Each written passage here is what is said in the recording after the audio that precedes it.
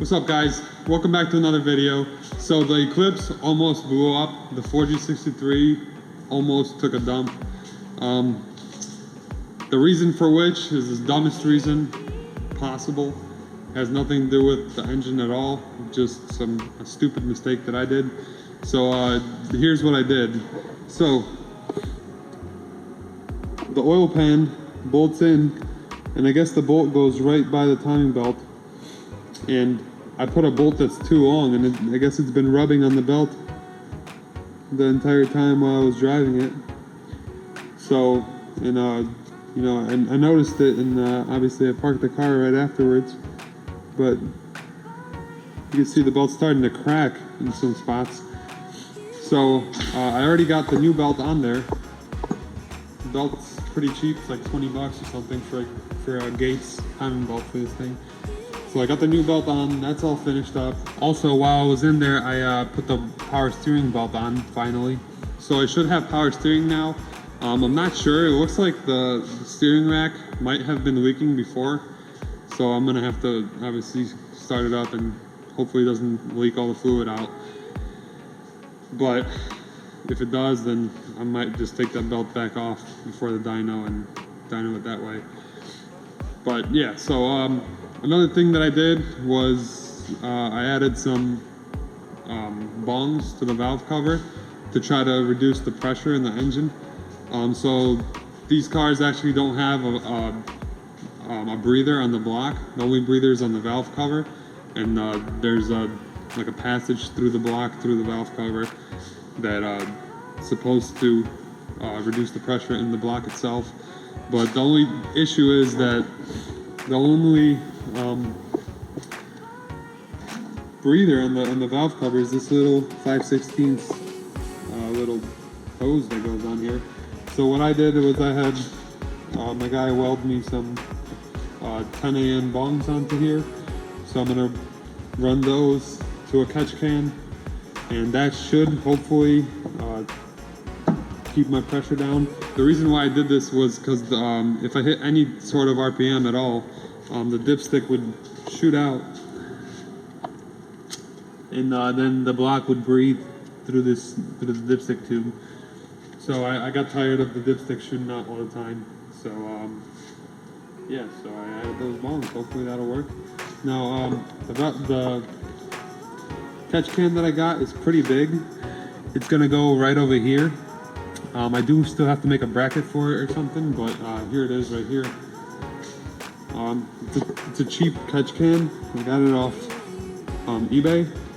For some reason, it did not come with a drain, so I had to weld in this 1/8 MPT bung to it, and also some brackets, so I could somehow bolt this thing in. So that's gonna sit in here like this, as well as I can get it, and hopefully catch the oil in the ventilation system. So still got to make a bracket for that. As I said, I did have them weld me on some aluminum tabs so I could drill through and put some bolts through it. Because originally it didn't come with any tabs or a drain on this catch can. I will link it in the description if you guys are interested. You are going to have to weld a bong for the drain at least. I don't know how anybody would drain this, but yeah. So the plan is to make a bracket that goes from one of these bolts over here down to this bolt here, then back up to this coolant reservoir over here, and then to the side to one of these bolts here, and then obviously up to the catch can itself, so that will be supported, and then this will get a little bit of extra support, because right now it's only held on by one bolt down there, and it could turn like this. So I'm gonna get started here. I think the first thing I'm gonna do is put the valve cover back on, get that all closed up. I still gotta wash it, because I did drill it, and there's a bunch of shavings in there. So I'm gonna get that cleaned, put on, and then I'm gonna go ahead and make that bracket, and hopefully get those AN lines ran, and we'll be set. Maybe drive this thing home today. Let's go.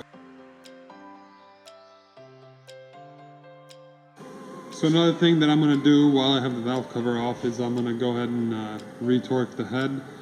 Make sure that, you know, given a couple of heat cycles that they didn't back out a little bit. Make sure that the torque's still good on that. And then slap the valve cover on and mess with that bracket for the catch can. Let's go.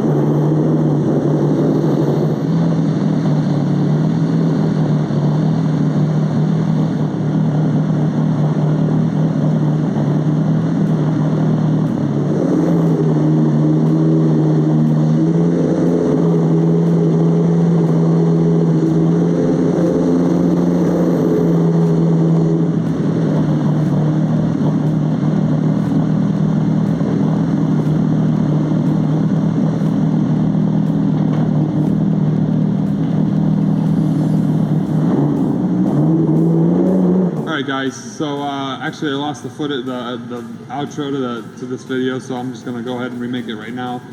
So I got the catch can all installed, and obviously it works because I drove the car for a little bit after I got this all done. As you can see, there's no more wear on the timing belt, and the catch can is in here. And it looks pretty cool. I like how it's sitting in there. The only thing is I'm gonna have to clean up these brackets that I made for it. I just kind of threw them in here just to get it to be able to go to the dyno. I think over the winter I'm gonna clean them up, round them out, you know, make them a little nicer. And I still haven't made a little bracket to go to here, so I'll have to do that too. But yeah, so stay tuned for more progress on the Eclipse. And thank you guys for watching this video and for all the support. I do appreciate it, and see you in the next video, guys.